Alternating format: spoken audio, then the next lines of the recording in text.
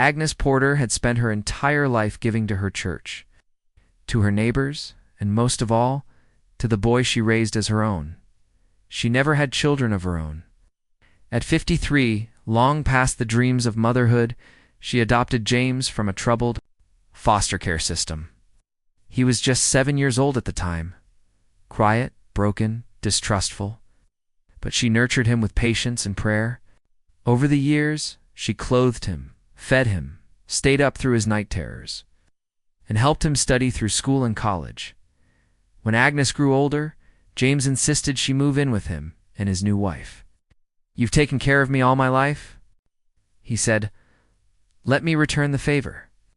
But things changed. At first, it was small things. His wife would complain about Agnes being in the way.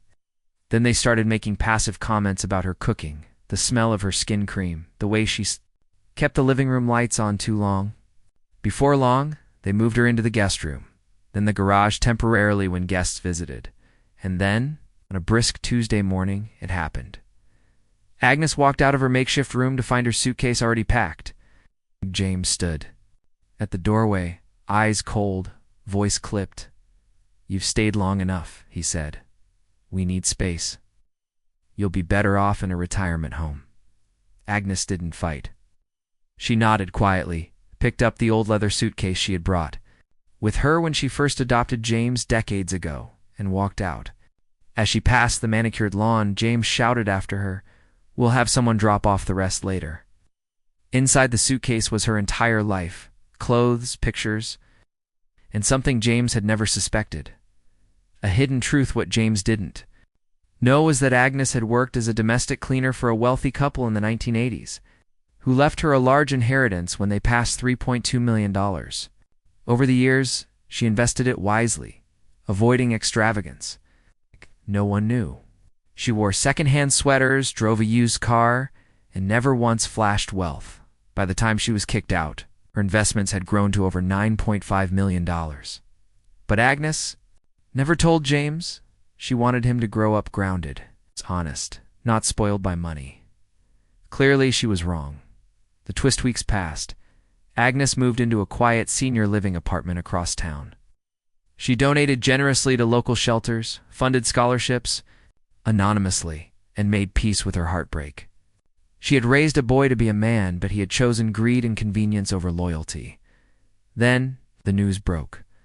A local reporter ran a feature on a mysterious donor who had just written a check for $1 million to rebuild the town's crumbling children's hospital wing.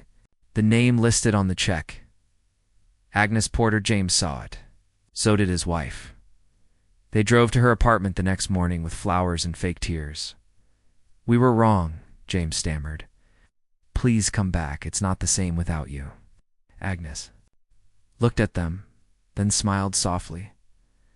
"I appreciate you coming, but I already have a family, people who treat me with kindness." And with that, she gently closed the door. A legacy rewritten, Agnes continued to live modestly, giving away millions, quietly to fund food banks, underwrite school programs, and sponsor young foster kids like James once was. She became known in whispers as the Angel of East Heights, though she never sought the spotlight. When a reporter finally got a full interview with her, they asked why she had never told her son about the money. Agnes paused. "Because love shouldn't depend on what someone has.